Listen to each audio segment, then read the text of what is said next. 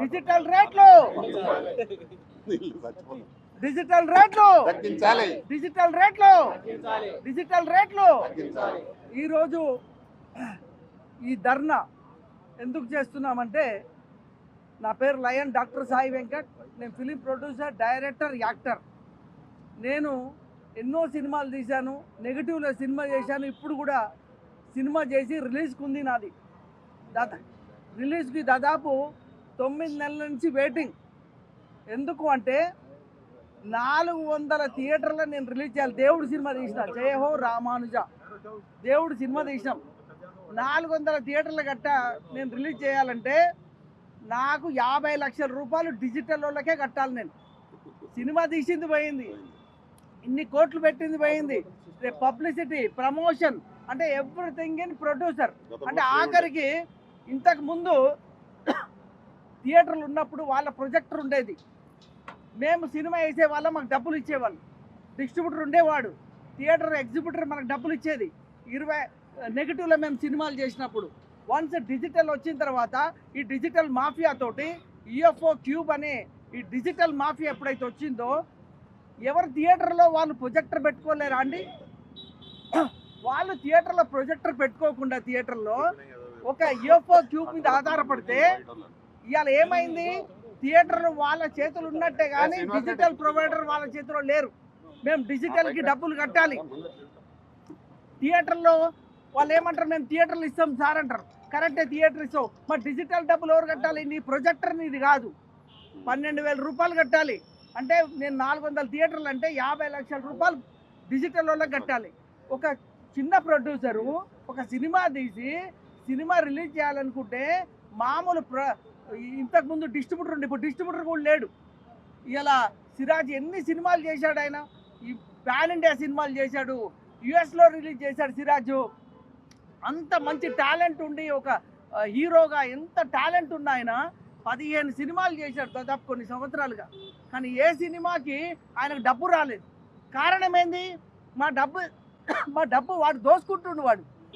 మా డబ్బు డిజిటల్ వాడు దోసుకుంటుడు. మాకు వచ్చే డబ్బును మొత్తము వాడే దోసుకుంటే మేము పెట్టిన పెట్టుబడి, మేము ఈ కొంతమంది మా నిర్మాతలు ఇండ్లమ్మిని సినిమాలు తీశారు, పొలాలమ్మి తీశారు, ఆఖరికి భార్య మీద పుస్తలమ్మి కూడా తీసిన వాళ్ళు ఈరోజు రోడ్డున పడిపోయి, ఇవాళ వచ్చిన నిర్మాత బెంచ్ కారులో వచ్చి ఫిలిం నగర్కి వచ్చిన నిర్మాత ఇవాళ బైక్ కూడా లేని పరిస్థితి వచ్చింది టుడే. ఇదంతా డబ్బు ఎక్కడ పోతుంది అంటే ఈ డిజిటల్ మాఫియా మొత్తము లాగేసి డబ్బుని ప్రొడ్యూసర్కి ఏమి లేకుండా చేస్తుంది. సో దీన్ని మేము 2008 నుంచి ప్రధాన్ రామకృష్ణ గౌడ్ అన్న మేము 2008 నుండి ఎన్నో నిర్హార దీక్షలు చేస్తే మాకు పర్సెంటేజ్ విధానం వచ్చింది. అంతకుముందు పర్సెంటేజ్ విధానం కూడా లేదు. థియేటర్ రెంట్లు కట్టేమనేవాళ్ళు. ఇప్పుడేం తెలుసా, మీరు చిన్న సినిమా ఎట్లయినా రిలీజ్ చేయరు కాబట్టి థియేటర్లు ఇస్తాం, డిజిటల్ కట్టుకో అంటారు. థియేటర్ ఇస్తాడు, డిజిటల్ ఎవరు కట్టాలి? సో ఈ విధంగా వాళ్ళు, ఎందుకంటే వీళ్ళు ఎలాగో డిజిటల్ కట్టలేరు కాబట్టి థియేటర్ ఇస్తాను ఊరికే ఉట్టిగానే మభ్య పెట్టడానికి చెప్పే మాటలు. నిజంగా ప్రాక్టికల్గా ఆలోచిస్తే డిజిటల్ కట్టి పోదామా అంటే వాడు థియేటర్ ఇవ్వడు. అక్కడ కూడా మోసమే. ఇవాళ చూడండి 750 సినిమాలు ప్రతి ఇయర్ సెన్సార్ అయితే రిలీజ్ అయ్యే సినిమాలు 250. అందులో అన్న చెప్పినట్టు 200 సినిమాలే రిలీజ్ అవుతున్నాయి. అవి కూడా ఎక్కడో 5 థియేటర్లు 10 థియేటర్లు, పనికిరాని థియేటర్లు, ఏసీ లేని థియేటర్లు, దోమలున్న థియేటర్లు, ఇలాంటివి చూసి చిన్న సినిమాలకు ఇస్తారు. జనం రాలేదంటే జనం ఎట్లొస్తారు? ఇలా లగ్జరీ అలవాటు అయిపోయి ఉంది. లగ్జరీ కోసం ఉన్న వాళ్ళు ఏదో మామూలు థియేటర్ ఇచ్చేసి జనం రమ్మంటే వచ్చే పరిస్థితి లేదు. కాబట్టి ఈరోజు ఈ ధర్నాని ఉధృతం చేస్తాం. డిజిటల్ మాఫియా ఏదైతే ఉందో యూఎఫ్ఓ క్యూబో, తమిళనాడులో ఇలాగే నిర్హార దీక్ష చేస్తే అక్కడ తగ్గించారు. మన దగ్గర తగ్గించేది పోయి 4,000 పెంచేసి ఫిలిం ఇండస్ట్రీ అంతా కలిసి డిజిటల్ మీద చేశారు. కానీ ఎందుకు ఎప్పుడు చేశారో రాత్రికి రాత్రి డ్రాప్ అయిపోయారు. ఎందుకు డ్రాప్ అయ్యారో తెలియదు.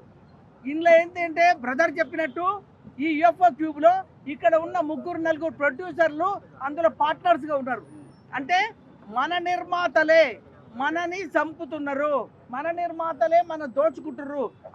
ఎవరైతే అందులో పార్ట్నర్షిప్ ఉందో యూఎఫ్ఓ క్యూబ్లో వాళ్ళు ఇమ్మీడియట్లీ డ్రాప్ అయిపోవాలి. డ్రాప్ కాకపోతే మేము ఉధృతం చేస్తాం. ఇదే ఇలాగే అన్న చెప్పినట్టు వాళ్ళ ఇంటి ముందు పోయి ధర్నాలు చేస్తాం అండ్ యుఎఫ్ఓ క్యూబ్ని స్తంభింపజేస్తాం. ఇది మాత్రం గుర్తుపెట్టుకోండి. ఇది ఈరోజు ఆరంభం. మా సిరాజు బాగా పోరాటం చేసి అన్నగారు ధర్నా చేయాలి అంటే ఎన్ని ధర్నాలు చేసినా కూడా స్పందిస్తలేరంటే ఈసారి నిరంతరం చేద్దాం. ఏమన్నా సరే ప్రాణాలు అడ్డు పెట్టైనా సరే చేద్దామని ముందుకు వచ్చిన సిరాజ్కి ఆల్ ది బెస్ట్ చెప్తూ మన పోలీస్ డిపార్ట్మెంట్ ఆనంద్ గారికి, సజ్జనార్ గారికి, సినిమా ఇండస్ట్రీ తరఫున వారికి మేము కూడా మా చిన్న సినిమా తరఫున కూడా వారికి ధన్యవాదాలు తెలియజేస్తున్నాం.